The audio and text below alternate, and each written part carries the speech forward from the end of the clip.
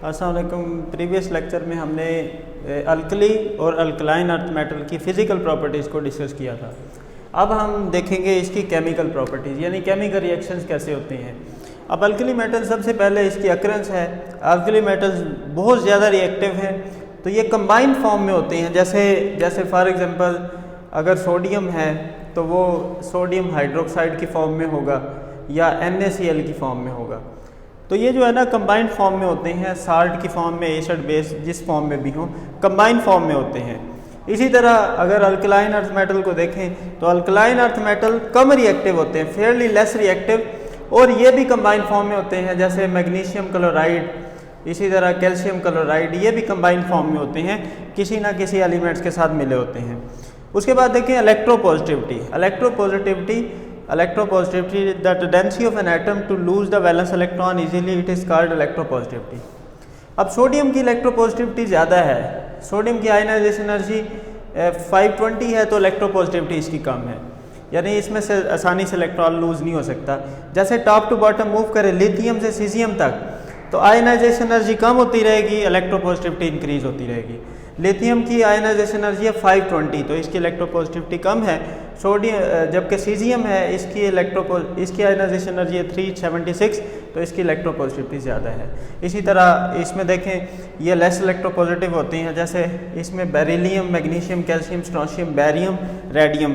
अगर बेरिलियम की ionization energy देखें तो ये है 17557, यानी आयनाइजेशन एनर्जी ज़्यादा, इलेक्ट्रोपॉजिटिविटी कम है। इसी तरह बैरियम 965, इसकी आयनाइजेशन एनर्जी कम है, तो ये ज़्यादा इलेक्ट्रोपॉजिटिव होगा।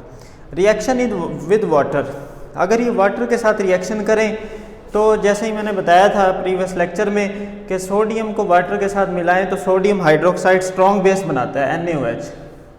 इसी तरह और अगर मैग्नीशियम को वाटर के साथ मिलाएं तो फर्स्ट स्टेप में ये होगा मैग्नीशियम ऑक्सीजन के साथ मिलकर magnesium oxide plus hydrogen gas, यानी मेटल को जब भी वाटर में मिक्सअप करें तो हाइड्रोजन गैस रिलीज होगी, हाइड्रोजन गैस बनती है।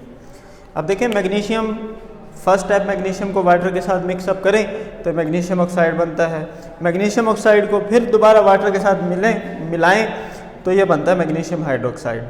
तो अल्कली मेटल स्ट्रॉन्ग बेस बनाते हैं NaOH, जबकि alkaline earth metal weak base बनाते हैं। उसके बाद नेक्स्ट प्रॉपर्टी डिस्कस करेंगे रिएक्शन विद ऑक्सीजन, ऑक्सीजन के साथ रिएक्शन। ऑक्सीजन के साथ सोडियम का ऑक्सीजन के साथ रिएक्शन है। जब भी ऑक्सीजन के साथ रिएक्शन करवाते हैं, चाहे अल्कली मेटल्स हैं चाहे अल्कलाइन अर्थ मेटल हैं, तो ये ऑक्साइड में तब्दील होते हैं। जैसे एक ऑक्सीजन के साथ 2 सोडियम, इसी तरह 2 ऑक्सीजन के साथ 4 सोडियम। जब भी एक ऑक्सीजन को 2 सोडियम से रिएक्ट करवाएंगे तो ये बनेगा सोडियम ऑक्साइड, क्योंकि ऑक्सीजन मॉलिक्यूलर फॉर्म में है, तो 4 सोडियम लिए, 4 सोडियम 2 ऑक्सीजन, तो 2 सोडियम ऑक्साइड बनते हैं। इसी तरह सोडियम ऑक्साइड इसको वाटर में डालें तो ये सोडियम हाइड्रोक्साइड बनाएगा। इसी तरह मैग्नीशियम है second alkaline earth metal, alkaline earth metal का अगर ऑक्सीजन से रिएक्शन करवाएं तो ये भी मैग्नीशियम ऑक्साइड बनाएगा। इसी तरह हाइड्रोजन के साथ रिएक्शन से हाइड्राइड बनते हैं, हाइड्रोजन के साथ रिएक्शन से बनते हैं हाइड्राइड्स, हाइड्राइड।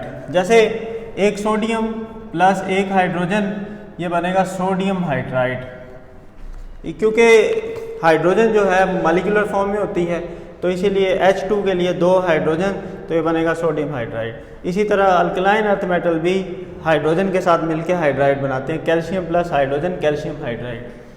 इसी तरह हैलोजन के साथ रिएक्शन, हैलोजन के साथ रिएक्शन से हैलाइड्स बनते हैं, हैलाइड्स। अल्कली मेटल्स है जैसे सोडियम प्लस क्लोरीन, तो ये सोडियम क्लोराइड, ये हैलाइड है, सोडियम का हैलाइड। तो अल्कली मेटल के साथ रिएक्शन से हैलाइड बनते हैं। इसी तरह सेकंड ग्रुप का कैल्शियम का क्लोरीन के साथ रिएक्शन, तो कैल्शियम क्लोराइड ये भी के है हैलाइड है। उसके बाद नाइट्रोजन के साथ रिएक्शन, जो अल्कली मेटल्स हैं वो नाइट्रोजन के साथ डायरेक्टली रिएक्ट नहीं करते, क्योंकि इनकी पोलराइजेशन पावर, यानी इतनी पावर ही नहीं होती कि वो नाइट्रोजन के साथ रिएक्ट कर सकें। इसी तरह जो अल्कलाइन अर्थ मेटल है मैग्नीशियम, वो नाइट्रोजन के साथ रिएक्शन करने के बाद नाइट्राइड बनाता है।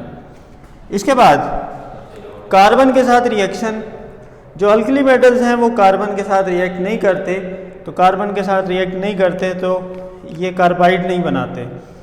जबकि अल्कलाइन अर्थ मेटल्स हैं वो कार्बन के साथ रिएक्ट करते हैं और कैल्शियम कार्बाइड बनाते हैं, जैसे Ca2C ये बनता है CaC2। जैसे इस रिएक्शन को हम इस तरह लिख सकते हैं कि कैल्शियम प्लस कार्बन, 2 कार्बन, तो ये बनता है कैल्शियम कार्बाइड।